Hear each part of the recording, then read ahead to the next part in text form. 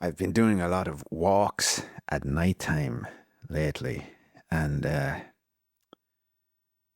have to say, they're one of my favorite things to do right now because there's something nice about walking that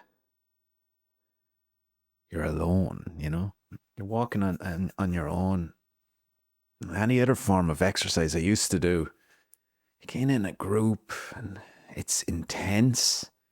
But the walking is not intense. It's a lovely thing to do at nighttime. It lets my mind, clears my mind a lot, When I'm not even asking it to be cleared, it just does it.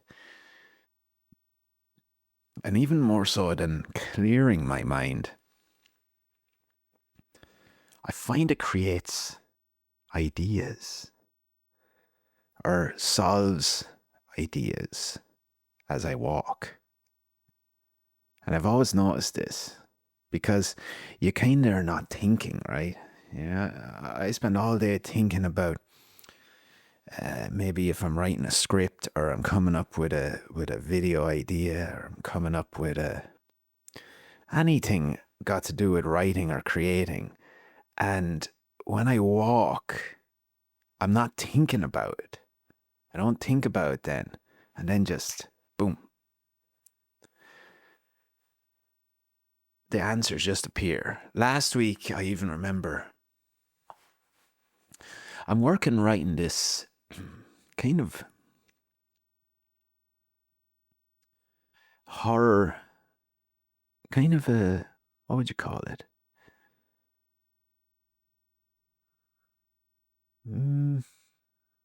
Maybe like a weird, like an Irish horror series. It's not really horror. It's more oh,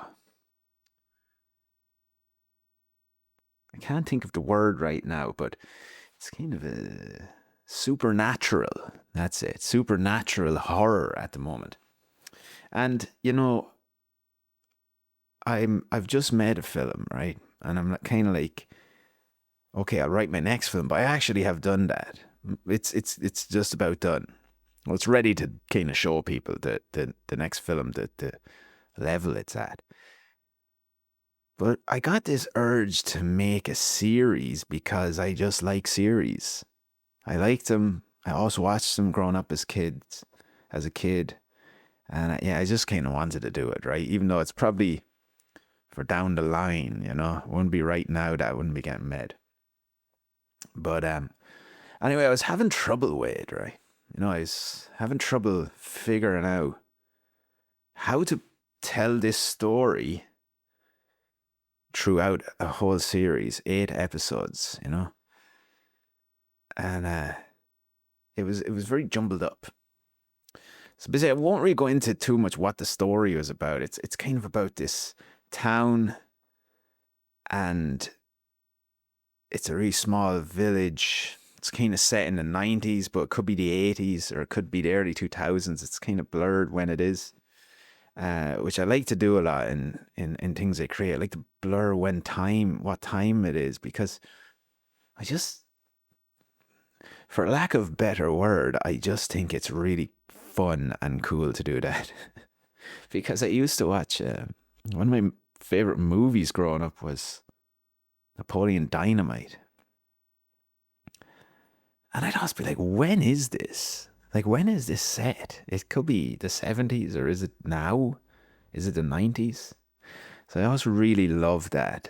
And I just wanted to put that into something. So, but since doing it in Outer Heavens is strange because it's kind of like, is this from the 1940s? Or is this now? Or when is this as well? So, but it makes it fun. It makes the world you create fun because it's kind of like the world is reality, right? But it's just off, it's a bit off. It's a bit different. And that's exciting, It's because again, I feel like I'm creating my own little universe, which I never really thought about doing until I did this timelessness thing, and then I seen it in action, and then it takes a life of its own and becomes a thing, you know, and it becomes a big part of these stories. Even though I really was just like, wasn't that cool in Napoleon Dynamite when you didn't really know when it was set? Anyway, we're getting off topic here. So basically, it's a town. Two people have gone missing, and it's kind of strange, right? Why they've gone missing. And there's a collection of people who aren't really related to each other, but their paths cross, and um, there seems to be something deeper going on causing these disappearances. Anyway, it's a mixture of all these different stories I had, but I was having trouble mixing them up, and it was all mashed together. And normally, when you're writing a film or anything, it's like that at the start. It's fucking mess. But anyway, I just went out for a walk one of the evenings, and I like to wear headphones most of the time because I put on ambient music, right? And lately I'm listening to a lot of I could be wrong about the name, Steen, I can't remember, but the guys that did the original soundtrack of Stranger Things, listening to all their music because I fucking really like the 80s vibe on soundtracks in general.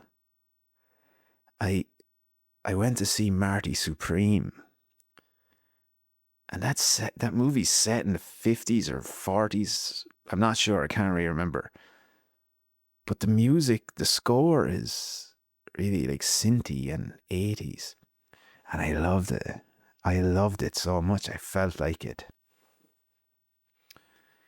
just enhanced the experience so much more because it's something I wasn't expecting, you know. It was different, and that's like my favorite thing.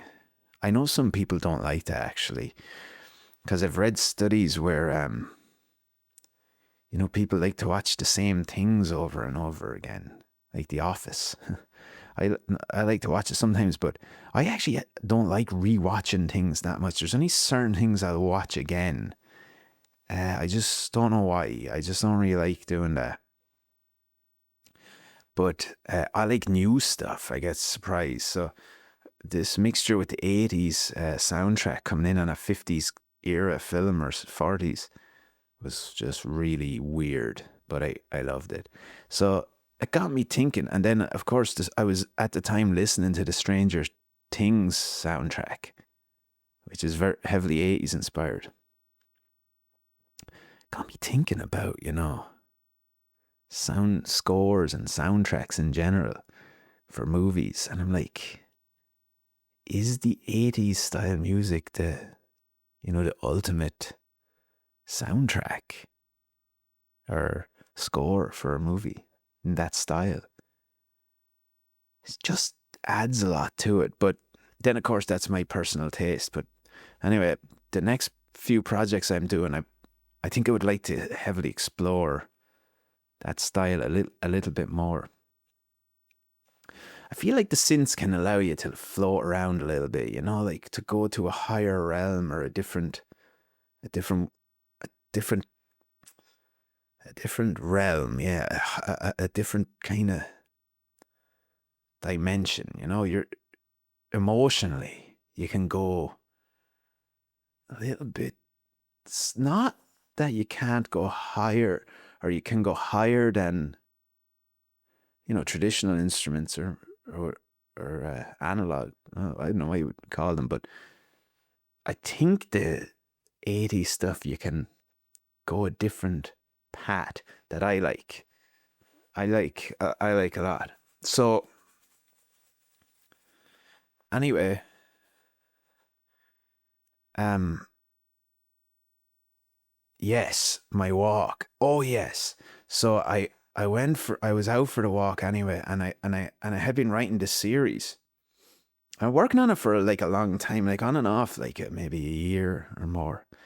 And I go for the walk, and then all of a sudden, boom, just goes a big everything in the space of like 12 minutes, the whole series, boom, was just appeared in my mind. It just arc here, story, new things that like when I'm ever looking at a movie or something that I'm writing, I'm always trying to get rid of like pretentious things, or cliche. Not no cliche. I kind of like, to be honest. I think you need some cliche. I just like to mess around with the cliche to make it, to try a different style, to try a different way of doing the cliche. But cliches I actually like. I think they're fun, But with this um with this these thoughts I was getting, it was creating all these new things. And before, that's what I was saying, pretentiousness within writing. I can see it when I'm trying to tell something. I find it comes from when you're trying to tell the audience something. I'm trying to tell you. I'm going to tell you right now how to feel. I don't like that. I don't like that. And also if things don't line up, or they're maybe like, we like poetic moments, right? I like a poetic moment in everything, really. But when you're forcing that moment to be like, this is the poetic moment, I can feel it, and it kind of makes my stomach sick, really. So, but in the walk, it fixed all those moments and then heightened it with all new ways of doing things. And some things that happen to me when I'm writing something, it'll kind of be like, I might have 10 characters and they all have little stories. And then slowly but surely, the characters will start to merge into each other, right? Maybe that girl, let's say Sally. Maybe Sally is a mixture of all these different stories. And it might be 5 stories, and then you mash them in together. And it becomes very strange and interesting. Because some things I like to do is like, it might be a typical male story, but then I'll make it the woman is doing that story. And, I like to mix up things and mix it up a little bit with that. So that is like something that I find the walks really bring about, And I walk home then and I just talk my ideas into like ChatGPT, and it transcribes them. And then I just log them in my notes, because for me, I find I'm not very good at writing, in that I can't do it quick. And when I start writing, I'm over conscious of how it sounds, and I just can't get rough sketches out because I try to perfect it a little bit, because probably I'm much more amateur at writing than I would be at ideas and filmmaking, I guess I can see the skill level a little bit lower, where I have trouble doing a real rough cut straight through. But when I use the dictaphone, I love that. I can get real rhythm into what I'm saying, into my stories, by talking them out. And the best way to do that is walking. When you're walking, I went for a walk then with one of my friends, Ryan High, who's making a movie called The Bog Monster at the moment, which I directed, and they're working on that. And he wrote Outer Heavens with me, and he's in Outer Heavens as one of the main characters. But he's writing a feature movie at the moment, and he had sent me the script of the movie. But I didn't read it because I was very busy. I'm very busy doing stuff at the moment, so I didn't have time to read it. And one of the nights he sent it to me, I was kind of in a bad mood. So when I'm not in a good mood, I decide not to read things or look at things like, any work, because I'll then, like, if I get sent a version or an edit of a movie and I'm not in a good mood, I will wait till the next day to watch it, because my bad mood will make me not like things more. I find, because, yeah, when you're in a lighter mood, I'm more open to enjoying it, or seeing the positives. But I try not to look at any stuff when I'm not in a good mood. But anyway, he had this movie idea. But we went for a big long walk in the woods then, and we decided to talk about it. And the same thing happened. We nearly have figured out the kind of spine of the film. Just walking and talking. Rhythm, bouncing ideas, thinking more lightly, because I feel like film and things have to be thought of lightly they have to be taught very seriously, but lightly as well, because the more you scrutinize at times, the more serious you make the film, but sometimes that loses some of the energy or the life of it. And while you do have to, it's hard to articulate this, while you do have to be very, very, I find you have to be very serious when you're refining and editing the film for whatever doesn't feel right. But in the opening stage or the beginning stages, I think lightness is needed to get all of that stuff into the film, and then you can start to pare it back. But if you're doing that too quick, I find that happens when I write. Me and you are having an email thread. I'm sending you the script. You're eating a sandwich and drinking a Pepsi, and you're on your lunch break trying to read this script, and you're like, that script. I don't like that script.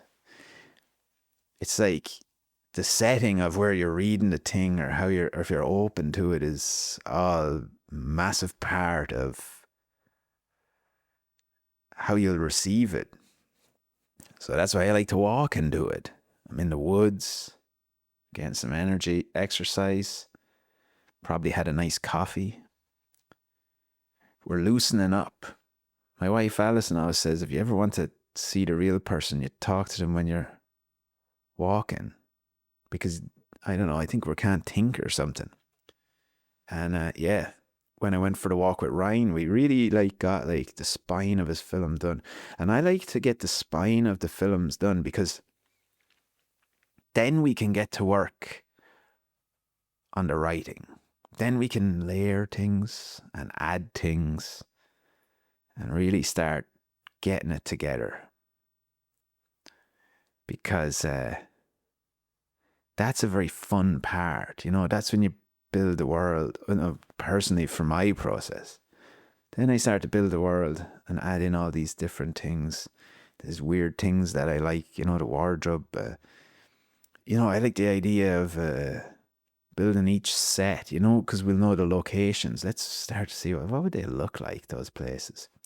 It's very exciting for me. And then even maybe I would not add any of the dialogue in the spine, really. I'll know what their topic of conversation is, but then I like to funk it up with some funky dialogue, and putting in dialogue that you shouldn't put in there as well. Maybe I'll have some scraps of dialogue that I logged down that I heard somebody talking about or saying, and then I'll put it into a part that shouldn't be. And sometimes those weird moments can be very profound.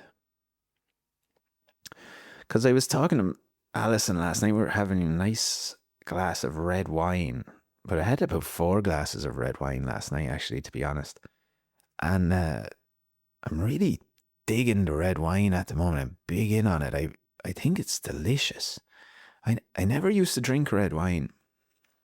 I only used to drink beer. I like beer, but since Christmas I've been trying to get a bit fitter, And I find if you drink beer, it really messes up your progress, because I guess you drink loads of it, right? When you're going to drink it. Like if you're going to have 4 beers, it's 4 big pints, you know?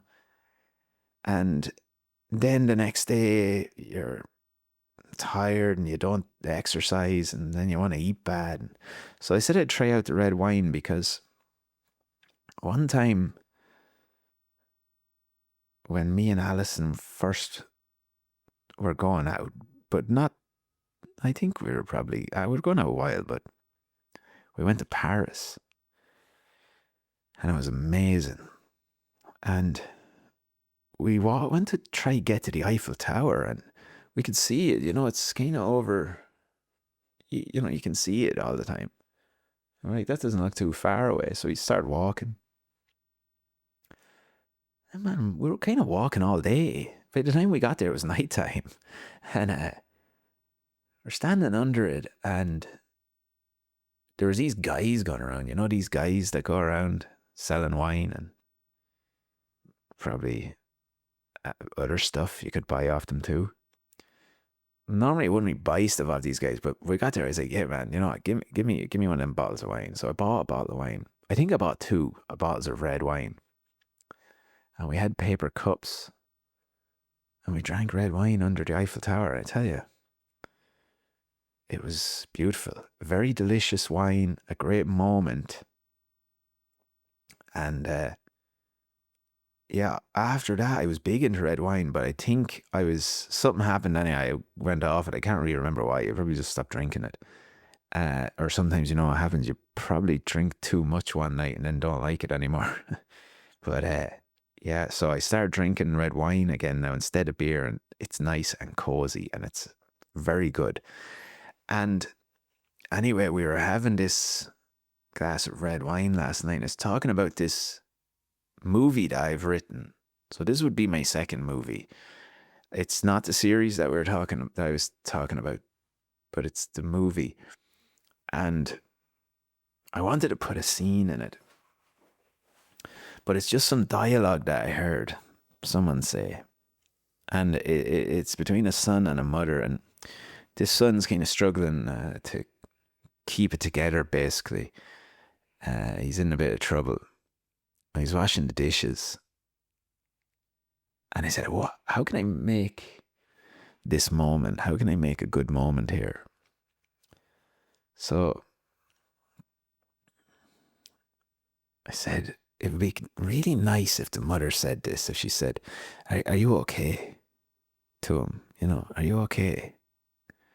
And then he doesn't look at her, but he keeps washing the dishes. And he says, yeah, sure. I'm all right. You know yourself, sure. Oh no, he goes, she says, are you okay? And then he says, yeah, I'm grand. It's just, sure, you know yourself. And then she says, I know. And she kind of hugs him and he kind of leans into her. And, that is just a bit of dialogue I heard 2 people saying, and I wrote it down in my notebook because I think it's lovely, because I've realized from writing Outer Heavens and making Outer Heavens, some of the best parts of Outer Heavens is when we're kind of just showing how Irish people react in certain situations. And that is how Irish people would talk about their feelings. Are you okay? Yeah, I'm grand. It's just, Asher, you know yourself. And then she says, I know. It's a very weird but beautiful way of Irish people kind of talk. They're, for as open as Irish people are, and people always talk about Irish hospitality and how welcoming Irish people are, it's very hard to get to know Irish people, because a lot of it is surface level and they don't open up and let you in. Even people I know my whole life, like, they wouldn't open up and let you know about certain things. I certainly wouldn't. either. You, it's a weird thing, and I have heard about, foreign people moving to Ireland, and they actually find it very hard to make friends because they would be talking to the Irish people and having fun, and then they'd ask them to do something, or they'd want to go somewhere. The Irish person wouldn't really want to go, and also they'd try and have a maybe deeper conversation, and the Irish person will not really do that. It's very hard to have a really deep conversation with an Irish person unless they're a complete stranger. Sometimes if they're a complete stranger, you can have a really deep conversation with someone here in Ireland, but if you know them, you won't. I don't know why that is. It's very weird when you say it out loud. Uh, but it's a very interesting thing I find to put into stories and films, because it's just different, right? And normally with films, you're trying to tell a story, but then when you use dialogue like that, you're kind of hiding the story. But by hiding the story, I feel like it is more fun to try figure out what's wrong with, or what's going on, or what's wrong here. Because I was talking to a friend the other day, Connor English, and who's the director of photography and like a key contributor to all of my films. And he was talking about,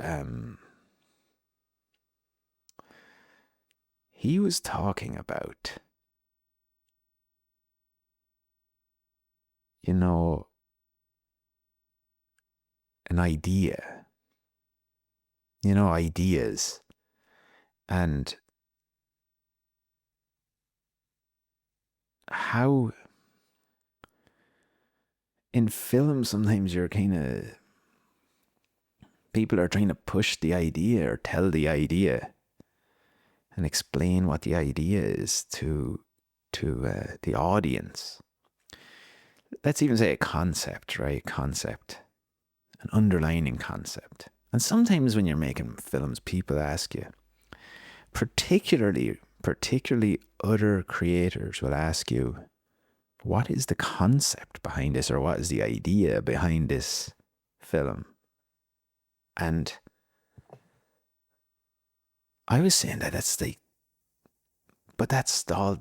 fun part, that you don't know. I'm not telling you what I think this is, because the best part about this is figuring out, what do you think it is? Like, I was saying, like, people, I guess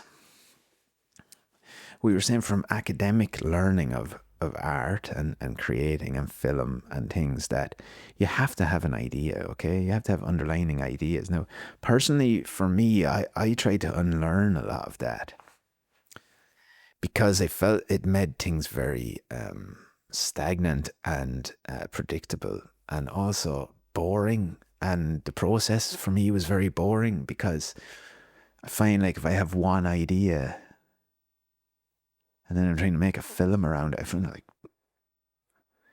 very boring and difficult to do. So I tried to learn that. So now I don't have any idea of what the film is about or means. I have scenes, I have stories that I want to put together, but I remove myself even trying to figure out what they mean. I just like to place them in a nice order that I think flows well. And slowly but surely, a story starts to appear, and with it, some meaning. But I try not to focus too much on the meaning either. And I just allow the film to develop naturally and organically into what it wants to become. And along the way, I'll see, oh, look, why did that thing happen? I wonder, does that mean this, or does that mean this? So as I'm creating the film, I have this fun exploration, or space to understand what it means or even think up what it means. But I don't necessarily have it set in stone at all. Absolutely not. And then what I hope happens is when someone watches the film, then they also have that. But when you do it that way, naturally and organically, you're not you can't fail with your message, you know? Like, I feel like a lot of people are trying to get concepts across. It becomes all about that rather than creating a beautiful story that people can, like, I would like the audience to meet my films halfway. You know, my interpretation and their interpretation are equal. I don't feel like I need them to think what I think. I kind of actually prefer if they think something else. I find that exciting. You know, if they have their own theory and then I go, whoa, I never thought that. And oftentimes what you can see is the audience have a much deeper theory than the creator might at a certain point, because they have thought about it a lot and trying to figure it out. And that is the fun of creating. I think trying to convey a message or a concept very strictly, one concept, why would you even make anything? Just tell people. I think it's important to have many concepts within a film, particularly a film. Like I'm saying, I like it to be time. I like to mix time and setting, and I like to mix style and aesthetic, and I like to put in how Irish people would speak naturally in a kind of a cinematic moment, and then I like to maybe show supernatural elements, because I find a lot of Irish, there's a weird supernatural kind of folklore under just beneath the surface of everything in Ireland anyway, because of the heritage.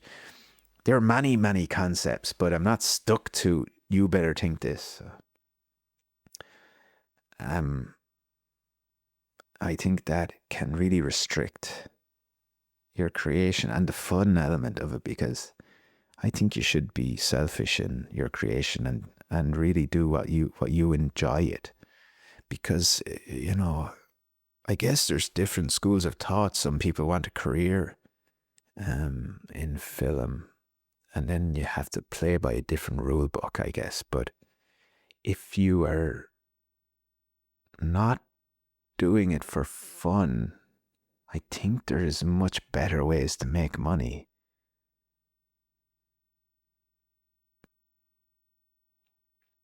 Yeah. But that's just my personal experience. And it is by no way right. It's just what I think. I better go now, but thank you very much for dropping in, and I'll speak to you very soon. Have a great day, a lovely day. And yeah, see you there.